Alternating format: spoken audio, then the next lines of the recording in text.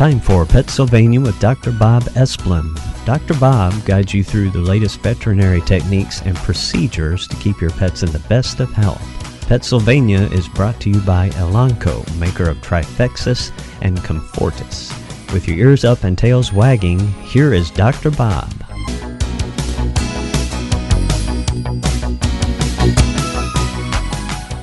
Hello, pet lovers. It's Dr. Bob. I'm happy to be here on this great Saturday morning. So I hope that you all listen and get something useful out of today's show. And again, I always like to start off by thanking Elanco for the sponsorship of the program and enabling me to bring pet care information to you. I'd like to highlight Comfortis with them because we are in the heart of flea season.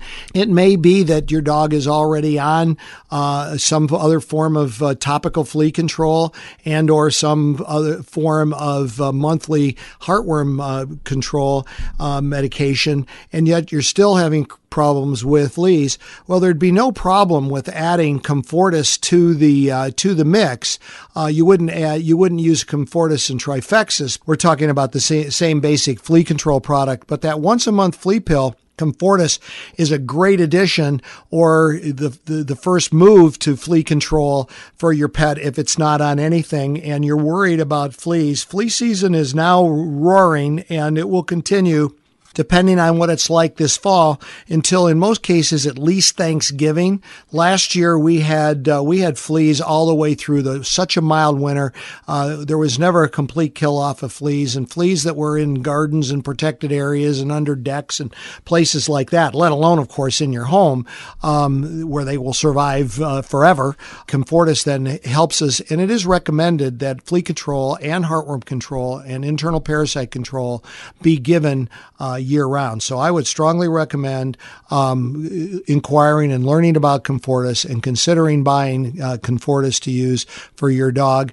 We know that there's going to be a feline version of Comfortis come out. We just don't know when, if it's going to be in time for this year's flea season or not. It's not in the market yet. Something that we deal with a lot is dogs getting into toxic things, and we could spend an entire program talking about the toxins that are available in the homes. And so I'm gonna highlight a few things that everybody seems to be concerned about, and they may be familiar with, and maybe a couple of things that you're not familiar with that will help educate you a little bit. But everybody seems to know that chocolate is toxic to dogs, and there's truth to that statement. I mean, yes, it is in the right quality, in the right quantity, in the right sized animal, then chocolate can be toxic.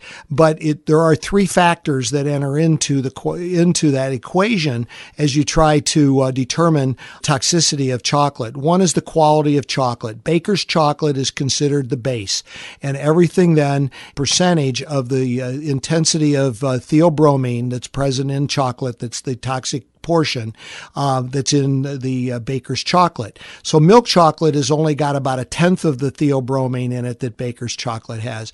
Dark chocolate is more. It's more like it's more like 50 or 60% of that. So the better quality the chocolate, including, the manufacturer, because sometimes they are using corn sugar or some other sweeteners to mix and add to the sweetness, but it isn't really always the chocolate that they're using, or they're adding maybe some powdered milk to the chocolate to dilute the chocolate density down. So those M&Ms aren't really very high quality chocolate, but Godiva, on the other hand, is a much better quality chocolate. So quality of chocolate is one. How much did the animal consume, and how big is the animal? So if you've got a Labrador that ate 3 M&Ms, you don't have an issue. We actually have a reference source, and again, if your dog gets into chocolate, you call us at 24/7, and we'll answer your question as to do you have anything to worry about, or do you need to come in. Many people today, but 5 years ago, many people didn't know that grapes and raisins are toxic to dogs. and literally can cause kidney failure. And there have been dogs that have died that from eating a small box of raisins. So it's best, it's not one raisin, it's not one grape, but the reality is that if you get your dog used to liking the taste of those things, and dogs do have sweet tooths, then if you leave a box of raisins out where they might get it off the counter, leave a grocery bag with a whole bunch of grapes that you just bought on the floor while you're bringing everything else in, and the dog likes those, they might get in there and consume those, and they might get a toxic dose. We don't know what's toxic in the grape or raisin. That is yet to be determined. So the best thing is don't use it. Orbit gum or anything that uses the artificial sweetener xylitol is highly toxic to dogs, and it doesn't take much to do it. It can damage the liver in a very severe way. It causes the bottom to drop out of the blood sugar, and the dog can develop hypoglycemic seizures. So you got to be really careful. If you're a gum chewer, if your kids are gum chewers, that stuff has got to be kept up. It's got to be kept in a locked purse. You got to be super cautious about access to Orbit gum or any. And you should look at labels of the things that you're feeding to know that there isn't any xylitol, because it's sort of diabetic friendly. And so anything that's labeled diabetic friendly, you best look at carefully to make sure it doesn't have any xylitol in it. Lilies of all flavors are toxic to cats.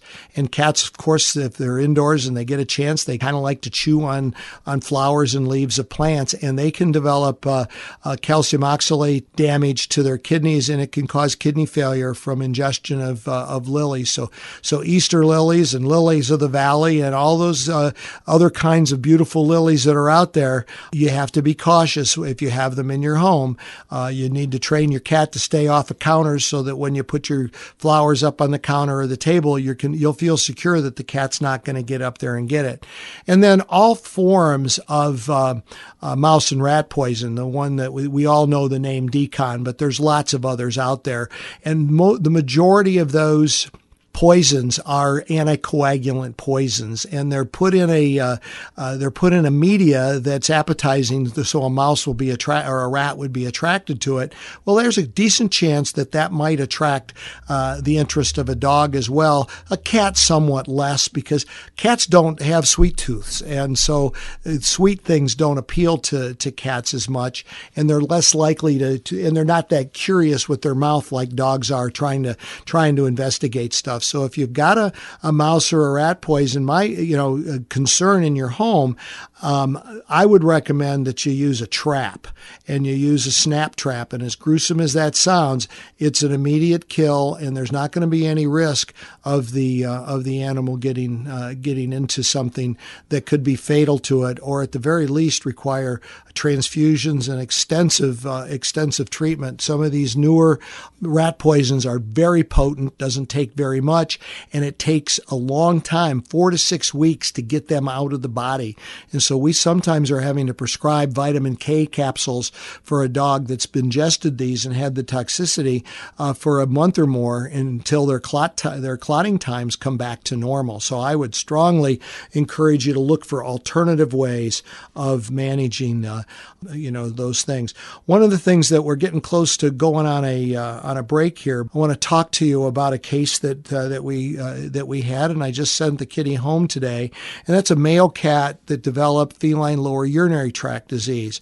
And so feline lower urinary tract disease is not an infection. Rarely is there bacteria in the urine that causes it, and so antibiotic therapy is not indicated. But what triggers feline lower urinary tract disease, you're going to have to wait to hear when we come back from break.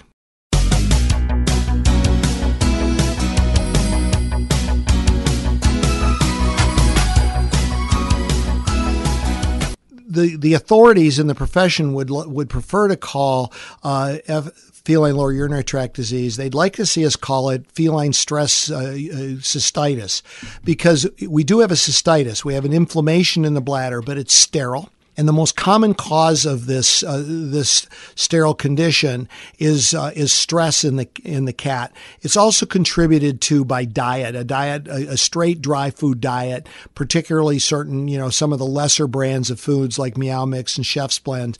Those diets contribute to the development of the material in the bladder secondary to the inflammation that allow a plug or a stone to be formed. When that happens, what we see is a cat straining to urinate, going back and forth to the litter box, licking their penile area excessively. It can occur in females, but the serious obstructive component of feline lower urinary tract disease is very rare in females. So it's mostly a male disease. Well, Luigi, I've been working on Luigi for quite some time, and the key was he was straining and having frequency and urgency, and we were trying really hard to get him settled down and control his anxieties that were contributing to the development of this. We had him on anti-anxiety medicine, but nothing seemed to get us there. He still had urine that was way too concentrated. He still had urine that had too many minerals in it. He wasn't a big fan of switching to canned food, which is he's his own worst enemy. Well, what happened is that he developed an obstruction about 2 weeks ago, and we got him unplugged and flushed out, and everything was going well. And he went home a couple of days afterwards, and he did great for 3 days. And bam, back he comes last weekend. And he's blocked up again. So the next step in that process is when they block like that in the male dog and the male cat is that we really have to decrease the length of the penile urethra. So we do a surgery procedure called a perineal urethrostomy. The PU basically takes the narrow bottom portion of the penis and the urethra and eliminates that and creates a new opening, and that new opening is shorter and larger in diameter and more uniform in diameter, which decreases the likelihood that there could be an obstruction. Now, if he has no obstructions, we can just really concentrate our efforts on getting Luigi's stress under control and get his bladder health back to normal. So we're hoping that over the next couple of months we'll see him back to completely normal behavior. And we have a cat that we take care of that every time the family comes to visit, the cat gets stressed and starts straining and peeing, and he's had to have the PU as well. So stress is a real trigger for these problems. So wish Luigi well, and I think everything's going to be going in the right direction. I want to give a shout out this week to two young women that have spent a lot of time at SylvaniaVET, and that we had the distinct pleasure of recommending them for acceptance in veterinary school at Ohio State, and that's Shannon Longenecker and Chelsea Ozick.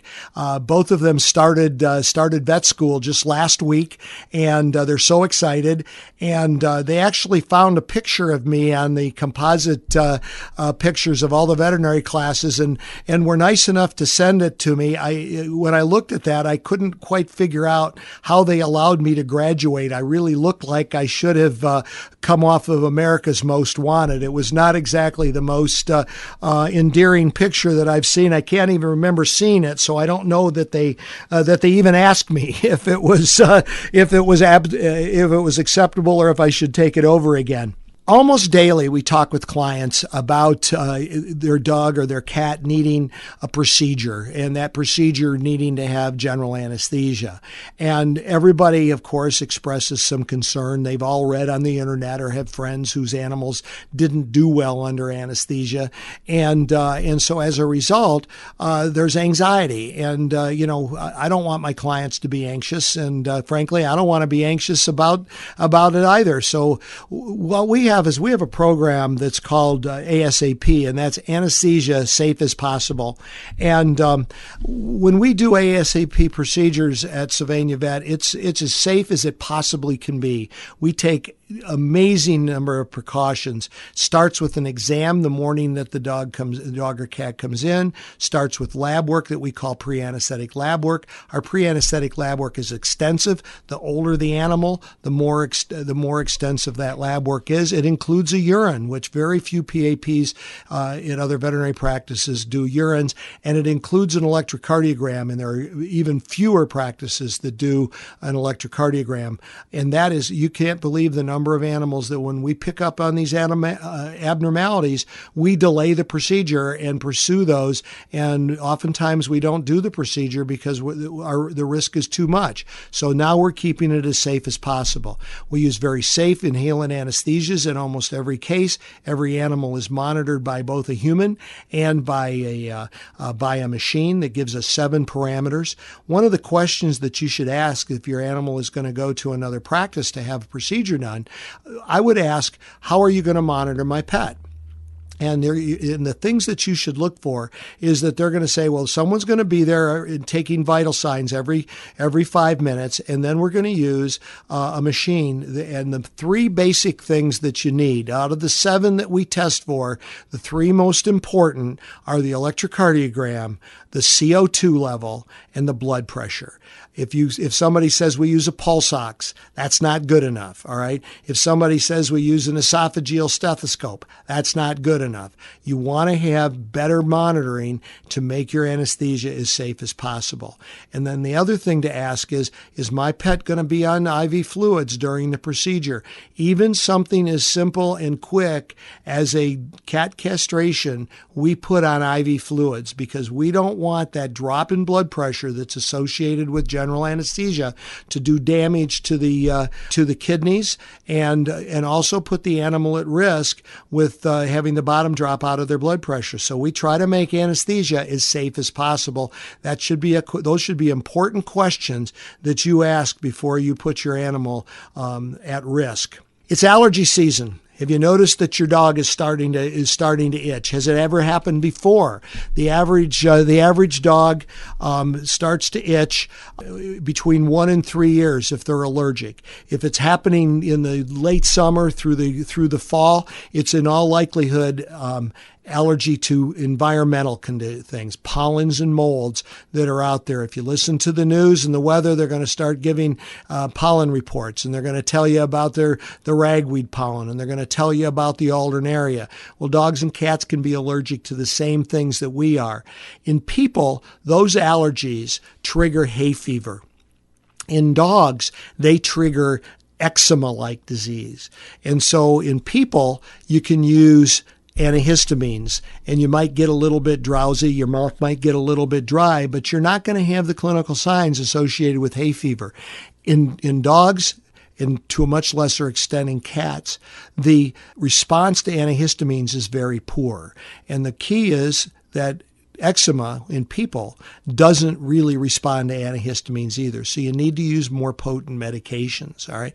What I usually try to do is gauge the allergy on a scale of 1 to 10. And if at a 10 where the dog is just tremendously uncomfortable and pulling out his hair and has open wounds and infection of the skin, then, that animal absolutely needs aggressive therapy. And it needs a therapy in a multiple number of ways, not just pills. It probably needs antibiotics. It needs shampooing. It needs topical sprays.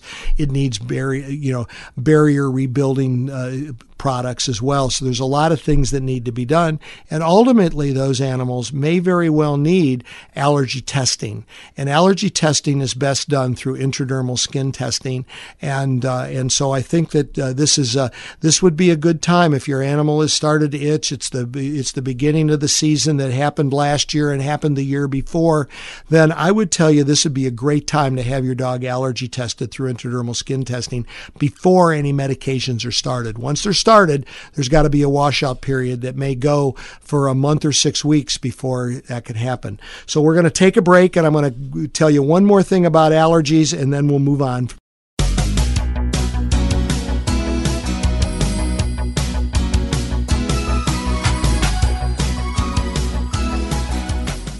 Well, here we're back, and I've got a few minutes to put a wrap on today's PetSylvania. I think it's been a really good one. I think we've had some interesting things to talk about, and so let's start a little bit.